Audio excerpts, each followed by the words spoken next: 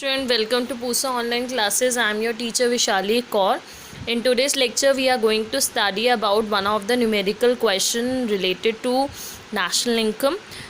In this question we are going to study that how to calculate the national income by seeing different questions, different part which is being given.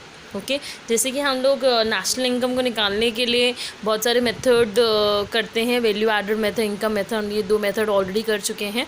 तो एक बार हम question में देखेंगे हम किसके through national income निकालेंगे, क्योंकि question पूछ रहा है कैलकुलेट करना है आपको नेशनल इनकम। ठीक है, तो आप देख रहे हैं सबसे पहला जो गिवन है आपको कंपनसेशन ऑफ एम्प्लॉय गिवन है। And compensation of employ, wages, salary, rent, net profit, interest, ये सारी चीज़ें किसका पार्ट होती है? नेशनल इनकम निकालना बाय इनकम मेथड। तो इसका मतलब इनकम मेथड से हम लोग नेशनल इनकम को यहाँ पे फाइंड आउट करेंगे। ठीक है, तो चलिए करते हैं।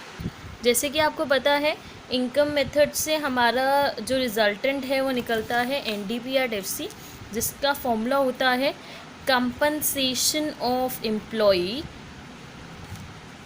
Plus operating surplus plus mixed income, operating surplus plus mixed income.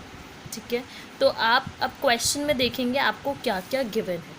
Compensation of employ यहाँ पे डायरेक्टली गिवन है, तो हमें जैसे पता है कंपनसेशन ऑफ एम्प्लॉय का ही पार्ट होता है वेजेस एंड सैलरी, तो हम वेजेस एंड सैलरी को इंक्लूड नहीं करेंगे, हम सिर्फ कंपनसेशन ऑफ एम्प्लॉय को इंक्लूड करेंगे जिसमें wages and salary already include होगा। सेकेंडली ऑपरेटिंग सरप्लस में क्या क्या आता है? हमारा आता है रेंट, प्रॉफिट, इंटरेस्ट। ठीक है, इनको डायरेक्टली ले लेंगे। मिक्स्ड इनकम क्वेश्चन में नहीं गिवन है तो हम उसको ज़ीरो लेट कर लेंगे। ठीक है जी, तो चलिए पुट करते हैं वैल्यू। तो NDP/FC is equal to compensation of employ हमारा फर्स्ट पॉइंट पे है। ऑपरेटिंग सरप्लस के लिए हमारा आएगा रेंट जो कि हमारा थर्ड पार्ट पे है, फिर हमारा आएगा प्रॉफिट जो कि हमारा सिक्स्थ पार्ट पे है, एंड फिर आएगा इंटरेस्ट जो कि सेवेंथ पार्ट पे है। ठीक है जी, मिक्स्ड इनकम हमें नहीं गिवन इसलिए हम उसको ज़ीरो मानेंगे। तो कंपनसेशन ऑफ एम्प्लॉय गिवन है 1000, रेंट हमें गिवन है 400, प्रॉफिट 320 एंड इंटरेस्ट गिवन है 100। ठीक है, इसको सम अप कर लेते हैं। तो सम अप करके हमारा आंसर आएगा ₹1820 करोड़। ठीक है जी, तो अब हमें निकालना है नेशनल इनकम। हमें पता है नेशनल इनकम होता है NNP/FC, तो NNP/FC is equal to NDP/FC।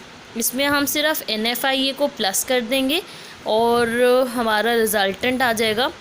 NFIA अब अगर क्वेश्चन में देखेंगे तो हमें गिवन है net factor income to abroad. तो यहाँ पे जो टू टर्म है आपको मैं दिखा देती हूँ। तो ये जो टू टर्म है ये जो होती है हमारा जो फॉर्मूला होता है वो होता है factor income from abroad minus factor income to abroad. तो फैक्टर इनकम फ्रॉम वाला पॉजिटिव में होता है, टू वाला नेगेटिव में होता है। इसकी वैल्यू गिवन है नेगेटिव, तो इसका मतलब ये जो ओवरऑल टर्म आने वाली है ये कैसी हो जाएगी? नेगेटिव। ठीक है, तो कैसी टर्म आएगी? यहाँ देखो, फैक्टर इनकम फ्रॉम -2 होता है। ठीक है, तो फ्रॉम वाली टर्म हमें नहीं गिवन, टू वाली टर्म गिवन है और वो भी -30।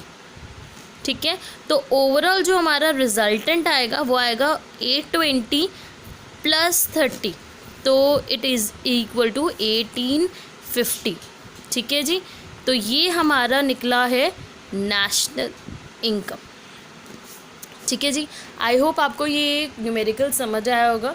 इसमें काफ़ी नए टाइप के क्वेश्चंस मैंने डिस्कस करे हैं।